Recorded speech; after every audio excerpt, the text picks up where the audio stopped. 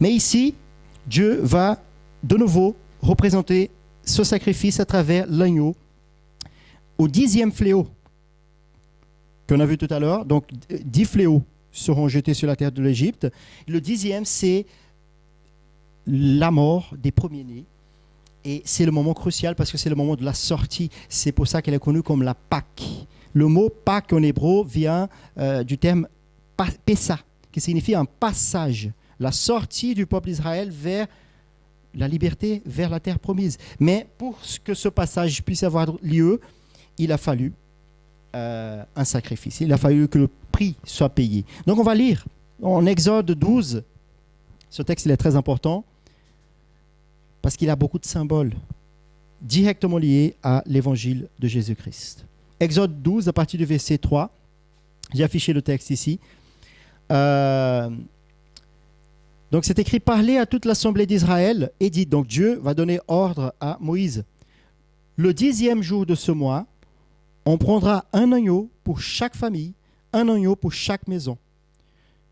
Ce sera un agneau sans défaut, mâle, âgé d'1 an. Donc la première chose qu'on apprend ici, c'est que pour remplacer le peuple, pour que le peuple d'Israël puisse être épargné de ce fléau, pour que leurs enfants premiers-nés ne soient pas morts, pour que eux, les premiers-nés du peuple d'Israël ne soient pas morts, il fallait quelqu'un les remplace. Et c'était un agneau. Pour chaque famille. C'est quelque chose de personnel. Ce n'était pas quelque chose, il y a un agneau qui va mourir pour Israël. Non, c'était un agneau qui devait mourir pour cette famille-là. Et ce serait un agneau sans défaut. Et ça représentait quelque chose de très fort, parce que dans le Nouveau Testament, on va voir que seulement un sacrifice parfait est acceptable aux yeux de Dieu. Et ce sacrifice parfait, cet agneau parfait représentait Christ. Il est le seul parfait, il est le seul qui n'a jamais péché, il est le seul qui accomplit entièrement la loi de Dieu. Et il continue le texte en disant: vous le garderez jusqu'au 14e jour de ce mois, et toute l'assemblée d'Israël immolera entre les deux soirs. Donc cet animal, il était pris au 10e jour, mais il ne les prenait pas au milieu du troupeau et on le tuait directement. Non.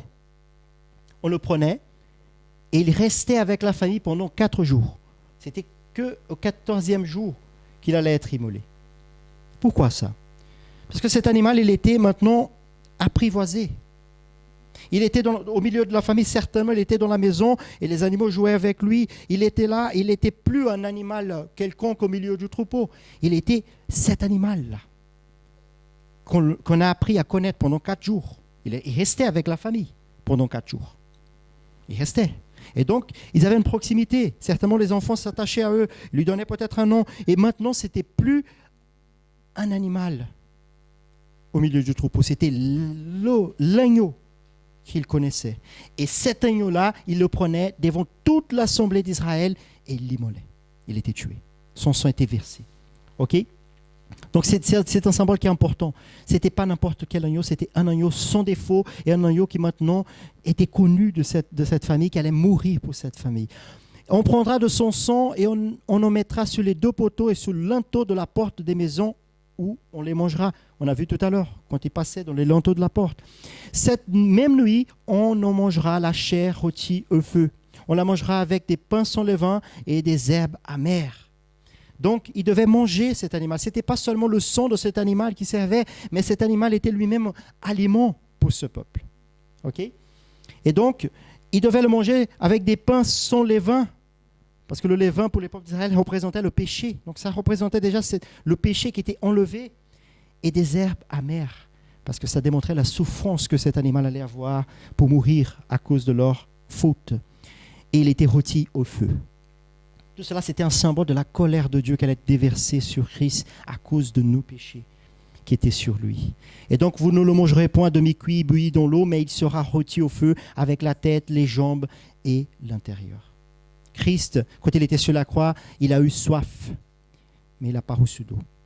Même en étant au créateur des mers, de l'eau et de toutes choses. Mais là, on voit qu'il n'est pas bouilli, ni cuit dans l'eau, mais il reçoit le feu. Parce que c'était la colère de Dieu qui était sur lui. Et donc, Quand vous le mangerez, et continue le texte au verset 11, vous aurez vos reins sains, vos souliers aux pieds, et votre bâton à la main, et vous le mangerez à la hâte. C'était pas un repas festif. C'était un moment où ils prenaient, en étant préparés pour partir de cet endroit. Okay? Ils devaient le prendre préparé.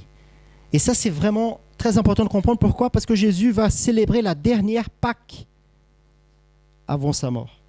Et ce n'était pas seulement la dernière pour lui, mais c'était la dernière dans le sens que maintenant, tous ces symboles-là, ils ont pris du sens dans son œuvre. Maintenant, on n'a plus besoin d'un agneau. Pourquoi ? Parce que lui était l'agneau parfait de Dieu sans tache. C'est lui qui a pris sur lui toutes nos fautes et nos péchés et il a payé le prix en souffrant la colère de Dieu, le feu qu'il a brûlé. Et donc, on doit prendre la Sainte Seine qui représente, qui était le symbole utilisé par Jésus-Christ, avec cet état d'esprit. Nous sommes des pèlerins. Ce n'est pas un repas festif, c'est un moment où on prend avec la conscience de ce que Christ a fait pour nous, pour remémorer sa mort. Et bien évidemment, c'est une raison de joie pour nous aujourd'hui en tant qu'Église, puisque nous sommes sauvés, mais nous ne devons pas perdre la gravité, la sérieuté qui est ce sacrifice qu'il a dû faire et est représenté maintenant par la Sainte Seine. Donc, et continuons en disant, cette nuit-là, je passerai dans le pays d'Égypte et je frapperai tous les premiers-nés du pays d'Égypte, dès lui les hommes jusqu'aux animaux, et j'exercerai les jugements contre tous les dieux de l'Égypte. Je suis l'Éternel. Le sang vous servira de signe sur les maisons où vous serez, je verrai le sang et je passerai par-dessus vous. Donc, ce qui faisait la différence entre le peuple d'Israël et le peuple d'Égypte, ce n'était pas que le peuple d'Israël était mieux que les autres. Non. La seule chose qui faisait la différence, c'était le sang de l'agneau sur la porte. Et ça, c'est vraiment important à comprendre. Après, on va y arriver. Oui, voilà, c'est déjà. Donc, quand on voit dans le Nouveau Testament, et là on fait le lien, en Jean 1, 29, il dit, le lendemain, il vit Jésus venant à lui, Jean-Baptiste, et il dit, voici l'agneau de Dieu qui ôte le péché du monde. Donc, il relie directement Christ à l'agneau de l'Ancienne Alliance. Christ est l'agneau de Dieu qui ôte le péché du monde. En Hébreux 9, 22, c'est écrit, presque tout, d'après la loi, est purifié avec du sang, et sans effusion de sang, il n'y a pas de pardon. Il n'y a pas de pardon de péché. Donc, toutes ces choses qui étaient faites dans l'Ancienne Alliance n'étaient qu'un symbole. Un symbole qui pointait vers quelque chose de beaucoup plus concret qui était l'œuvre de Christ.